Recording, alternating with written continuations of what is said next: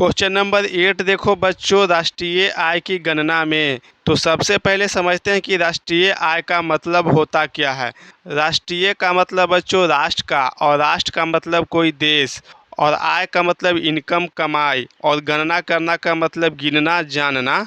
यानी कि राष्ट्र की इनकम को क्या करना, गिनना जानना, में आने वाली कठिनाइयों का वर्णन करें। यहाँ पे बोल रहा है कि कोई भी देश के आय को, इनकम को जानने में, गिनने में क्या क्या कठिनाई आती है, इसके बारे में क्या करना है, वर्णन करना है, बताना है।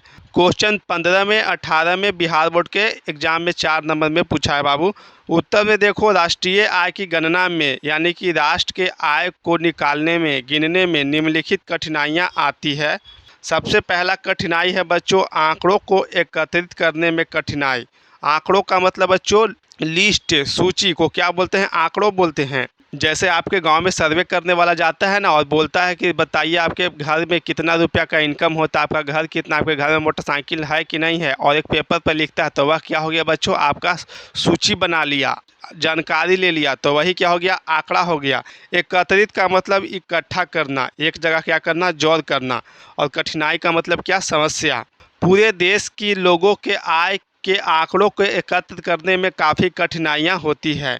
मान के चलो कि हम अपने भारत देश का ही राष्ट्रीय आय निकाल रहे हैं, तो भारत के पूरे देश के लोगों के आय के आंकड़ों को एकत्रित करने में, यानी कि भारत में जितने सारे लोग रहते हैं उनके जो रुपया पैसा कमाते हैं, क्या अपने भारत देश 10-20 लोगों का है कि आसानी से उनका कमाई आय को गणना कर लेंगे? नहीं बच्चों, यहाँ पे अरबों खरबों लोग रहते हैं और अलग अलग प्रकार के काम करके कोई ज़्यादा तो कोई कम रुपया पैसा कमाते हैं, तो इतना आसान तो नहीं है। तो जितने भी अपने भारत देश में लोग रहते हैं, पूरे भारत देश के लोगों के आंकड़ों को, आय के आंकड़ों को, जो भी रुपया पैसा कमाते हैं उनके सूची को बना करके एक जगह इकट्ठा करते हैं। इकट्ठा करने में क्या होता है बाबू, काफ़ी कठिनाइयाँ आती है।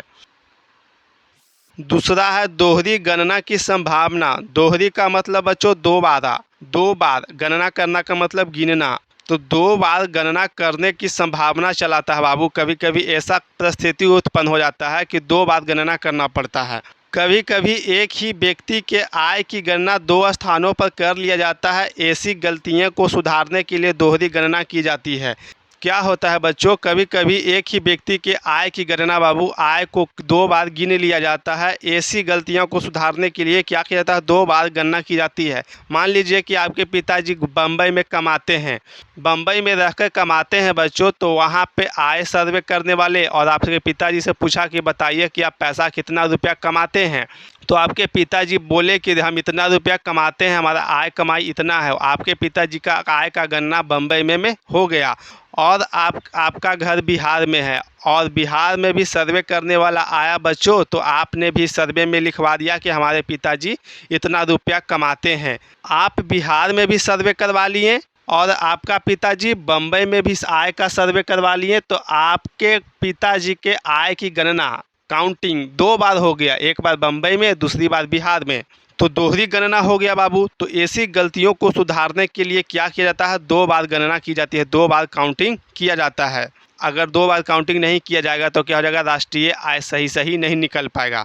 तीसरा है मूल्य को मापने में कठिनाई। मूल्य का मतलब बच्चों कीमत, दाम, और मापना का मतलब जानना, तौलना, और कठिनाई का मतलब समझते ही हो, समस्या। तीसरा, राष्ट्रीय आय की गणना करने में क्या समस्या आता है, तो मूल्यों को मापने में क्या होती है बच्चों, कठिनाई आती है। एक ही वस्तु का विभिन्न स्थानों पर अलग अलग मूल्य हो जाता है। ऐसी स्थिति में मूल्य को मापने में कठिनाई होती है। सिंपल सी बात है बाबू, अगर एक ही वस्तु को अलग अलग स्थानों पर ले जा कर के बेचेंगे, अलग अलग राज्यों में ले जा कर के बेचेंगे, तो ट्रांसपोर्टेशन का उस वस्तु में पैसा जोड़ा जाएगा ना, तो उस वस्तु का मूल्य, कीमत क्या हो जाएगा बाबू, बढ़ जाएगा। तो एक वस्तु का मूल्य विभिन्न स्थानों पर, अलग अलग स्थानों पर अलग अलग दामों में बेचा जाता है। ऐसी स्थिति में बच्चों मूल्य को मापने में क्या आती है, कठिनाई आती है, परेशानी आती है, क्योंकि देश के सरकार को समस्या उत्पन्न हो जाती है कि कौन सी वस्तु का कितना दाम हम ले करके चले, किन दामों को पकड़ करके चलें, क्योंकि विभिन्न स्थानों पर वस्तुओं का कीमत क्या होता है, अलग अलग होता है। तो तीसरा सबसे बड़ा दिक्कत, परेशानी क्या होता है बच्चों, मूल्य को मापने में कठिनाई आती है। आप इन तीनों गणना करने की कठिनाई को बच्चों आप लिख देंगे तो आपके बिहार बोर्ड के एग्जाम में पूरा का पूरा नंबर मिलेगा। यह क्वेश्चन कितने नंबर में पूछा गया है, 4 नंबर में। तो बच्चों मिलते हैं अगले वीडियो में।